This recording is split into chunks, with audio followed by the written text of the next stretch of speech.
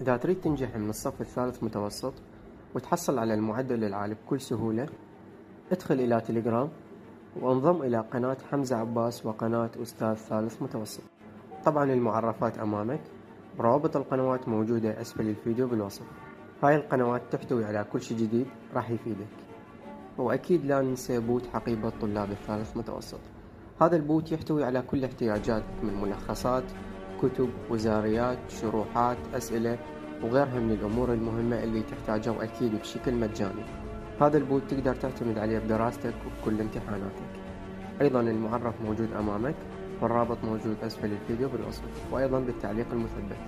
كل الأشياء اللي دا نقدمها هي مجانية، فانضم واستفاد.